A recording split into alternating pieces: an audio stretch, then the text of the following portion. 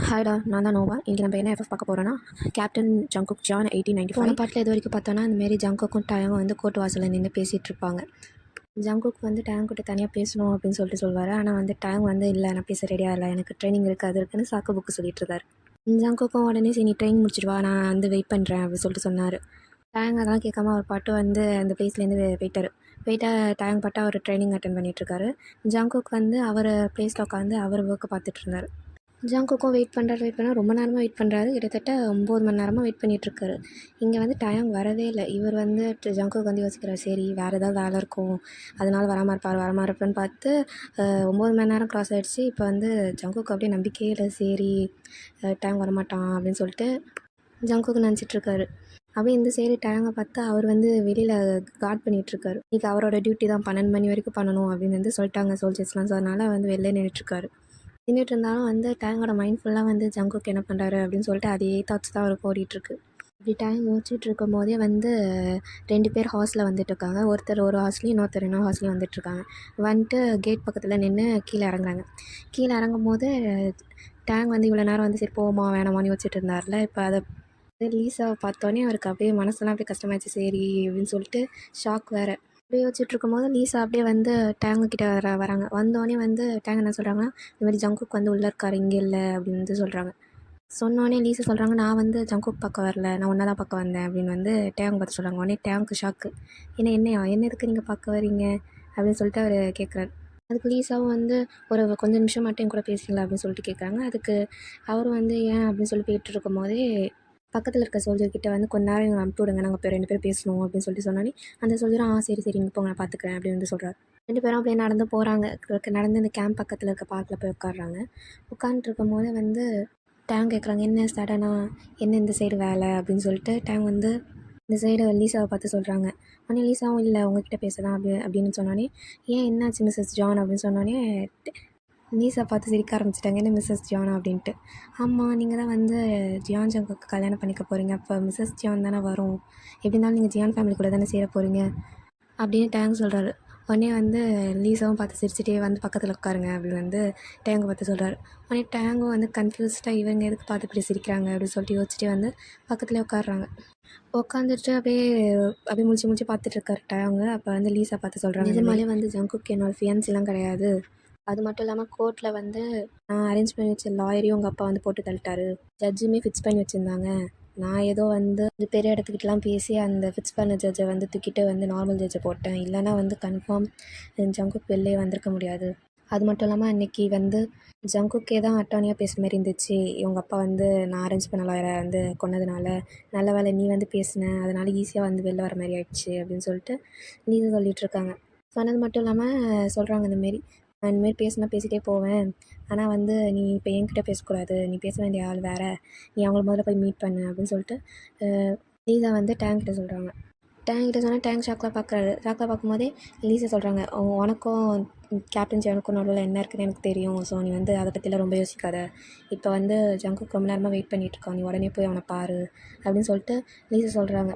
உடனே டேங்கும் இல்லை என்னால் முடியாது, எனக்கு பயமாக இருக்குது அப்படின்னு வந்து டேங் சொல்கிறாரு. உடனே வந்து லீஸா சொல்கிறாங்க, இல்லை ஸ்டார்டிங்லேருந்து வந்து ஜங்குக் வெயிட் பண்ணிகிட்ருக்காங்க, நீ இப்படி வெயிட் பண்ண வைக்கக்கூடாது போ அப்படின்னு வந்து லீஸா சொல்கிறாங்க. இன்னும் ஆனால் டேங் வந்து நர்வஸ்லேயே இருந்தோடனே லீஸா வந்து கையை பிடிச்சி வந்து கன்ஃபார்ம் பண்ணிட்டு இருந்தாங்க, நீ போ ஒன்றும் இல்லை, நீ அவாய்ட் பண்ணுறதுனால ஒன்றும் ஆகிட போகிறது கிடையாது அப்படின்னு சொன்னேனே டேங்க் கொஞ்ச நேரம் யோசிச்சதுக்கப்புறம் ஆமாம் நீங்கள் சொல்கிறது கரெக்ட் தான், நான் வந்து அவாய்ட் பண்ணுறதுனால எதுவும் ஆக போகிறது இல்லை, பெட்டாக நான் வந்து பார்த்து ஏதாவது பேசிட்டு வந்துடலாம் அவாய்ட் பண்ணுறதுக்கு அப்படின்னு சொல்லிட்டு லீஸா கிட்ட சொல்கிறாங்க. லீஸாவும் அம்மா நீ சொல்கிறது கரெக்ட் தான், ஜங்கு கொஞ்சம் ரொம்ப வந்து விரும்புகிறாங்க, நீனும் அப்படி தான் நினைக்கிறேன், பட் எதுவும் எனக்கு தெரியாது, உங்கள் 2 பேருக்குள்ளே ஏதோ போகுதுன்னு மட்டும்தான் தெரியும், பெட்டர் நீ ஏதாவது போய் கான்வர்சேஷன் பில்ட் பண்ணி நீ என்னன்றதை பேசி தீர்த்துக்கோங்க அப்படின்னு சொல்லிட்டு லீஸா சொல்கிறாங்க. உடனே வந்து டேங்கும் ஓகே அப்படின்னு சொல்லிட்டு உடனே லீஸாவும் சரி நீங்கள் பார்த்துக்கோங்க எனக்கு வேலை இருக்குது அப்படின்னு சொல்லிட்டு கிளம்பி போயிட்டாங்க.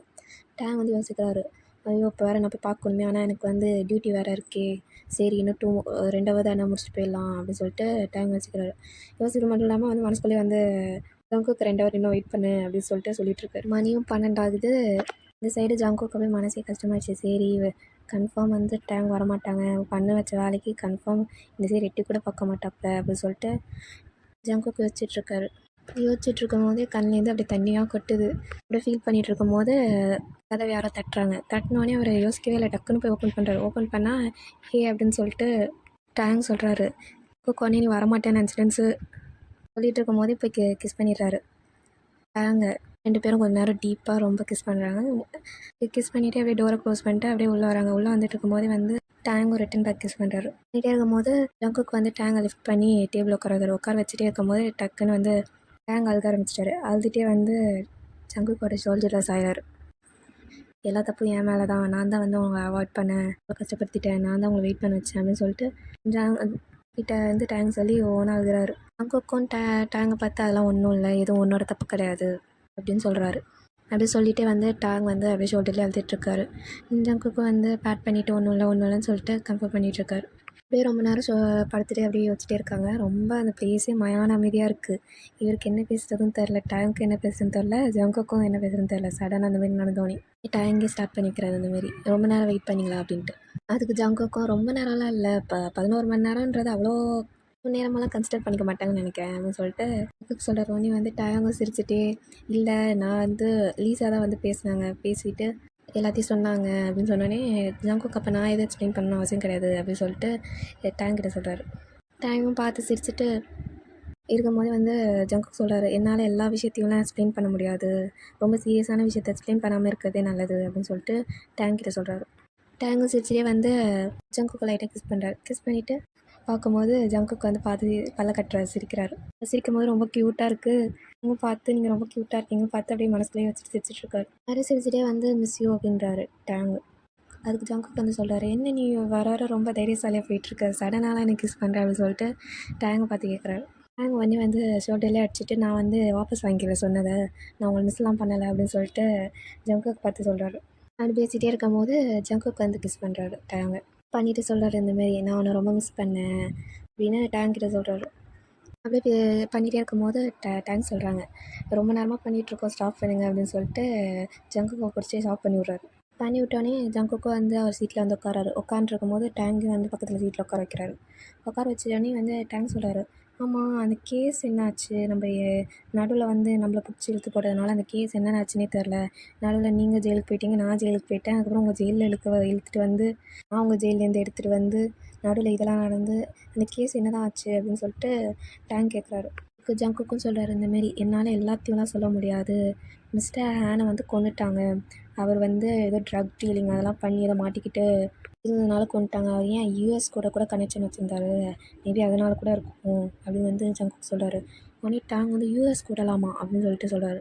ஆக்சுவலாக அவர் வந்து மழை ட்ரக் டீலிங்லாம் பண்ணல, ஜஸ்ட்டு வந்து அந்த யூஎஸில் இருக்க வந்து ட்ரான்ஸிஷன் எல்லாத்தையும் வந்து எக்ஸ்போஸ் பண்ணுறதுக்காக தான் வந்து இந்த மாதிரி நடித்தார். ஆனால் வந்து கடைசியில் இந்தமாரி நாங்கள் கேஸை வெளியில் எடுத்துகிட்டு வரோம்னு தெரிஞ்சோடனே உங்கள் அப்பா வந்து மிஸ்டர் ஹேனை போட்டு தள்ளினது மட்டும் இல்லாமல் ஏன் மேலே பழிய போட்டார் அப்படின்னு சொல்லிட்டு ஜங்குக்கு வந்து டேங் கிட்ட சொல்கிறாரு. உடனே டேங் வந்து சொல்கிறாரு, என் அப்பா வந்தாலும் பரவாயில்ல, அவர் எப்படியாவது வந்து போலீஸில் பிடிச்சி போகணும், கோர்ட்டில் நிறுத்தணும் அப்படின்னு வந்து சொல்கிறாரு. உடனே டேங் கையை பிடிச்சிட்டு ஜங்குக்கு சொல்கிறாரு, உன்னால் ஒன்றும் பண்ண முடியாது, அவர் வந்து ஜென்ரலு, அவருக்கு உன்னோட நிறைய கனெக்ஷன்லாம் தெரியும், அவரை வந்து நம்மளால் அரெஸ்ட்டும் பண்ண முடியாது, கோர்ட்ஸ் முன்னாலாம் நிற்கவே வைக்க முடியாது அப்படின்னு சொல்லிட்டு ஜங்குக்கு சொல்கிறாரு. நம்மளால் பாலிட்டிக்ஸ்குள்ளெல்லாம் இன்வால்வ் ஆக முடியாது, மேபி பீப்புள் வந்து மனசு வச்சா உங்கள் அப்பாவை ஏதாவது பண்ண முடியும் அப்படின்னு சொல்லிட்டு ஜங்குக்கு சொல்கிறாரு. உடனே வந்து டேங் யோசிக்கிறாரு, ஆமாம் நீங்கள் சொல்கிறது கரெக்ட் தான், ஆனால் அதை எப்படி பண்ண வைக்கிறது அப்படின்னு சொல்லிட்டு ஜங்குக்கிட்டே கேட்குறாரு ரிட்டர்னு.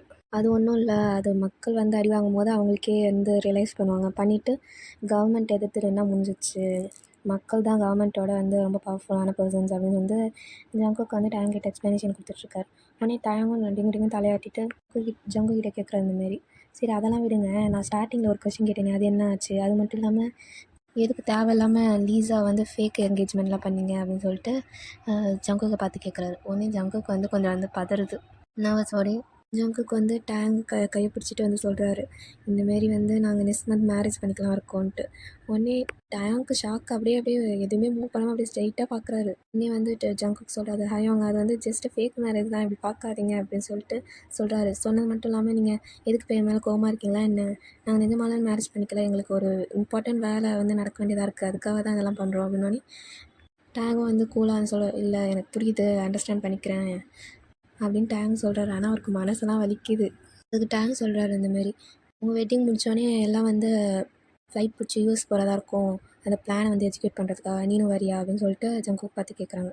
அதுக்கு ஜங்குக்கும் இல்லை என்னால் முடியாது, நான் ஃப்ளைட்டில் வந்தால் கன்ஃபார்ம் மாட்டுவேன், நான் வந்து கேப்டன் வேறு, என்னோட எல்லா ட்ரான்சாக்ஷன்லேருந்து எல்லாமே வந்து ரெக்கார்ட் ஆகும், நான் என்ன பண்ணாலும் மாட்டுவேன் அப்படின்னு சொல்லிட்டு ஜங்குக் சொல்கிறாரு. உடனே டேங்கும் வந்து அதை கேட்டு சோகமாகறாரு. இங்கே வந்து டேங்க் கவலையாக இருக்குது. ஒரு வேளை வந்து இப்போ ஹிஸ்ட்ரியில் நடந்த மாதிரி இவர் செத்து போயிட்டா என்ன பண்ணுறது, அது ஒரு வேளை வந்து லேட்டாக நடக்கலாம் சீக்கிரம் நடக்கலாம், ஏன் அன்றைக்கே நடந்தாலும் நடக்கும் அப்படின்னு சொல்லிட்டு சோகத்தில் இருக்கார். உடனே வந்து ஜங்குக்கு தெரியுது சரி இவர் கவலையில் இருக்கான்னு. இவர் கை பிடிச்சிட்டு இருந்தாலும் அது பிடிச்சிருந்த கை வந்து கிஸ் பண்ணுறாரு. கிஸ் பண்ணோடனே வந்து டேங்க் கொஞ்சம் டிஸ்ட்ராக்ட் ஆகுறாரு. ஆகிட்டு பார்க்கும்போது ஜங்குக்கு வந்து சொல்கிறாரு ஒன்றும் ஆகாது, நான் சேஃபாக தான் இருப்பேன் அப்படின்னு சொல்லிட்டு நான் ப்ராமிஸ் பண்ணுறேன் அப்படின்னு வந்து டேங்க் கிட்ட சொல்கிறாரு. டேங்க் வந்து பார்த்தோன்னே கொஞ்சம் ஓகே அப்படின்னு சொல்லிட்டு விடுறாரு. ஜங்குக்கும் ஸ்மைல் பண்ணுறாரு.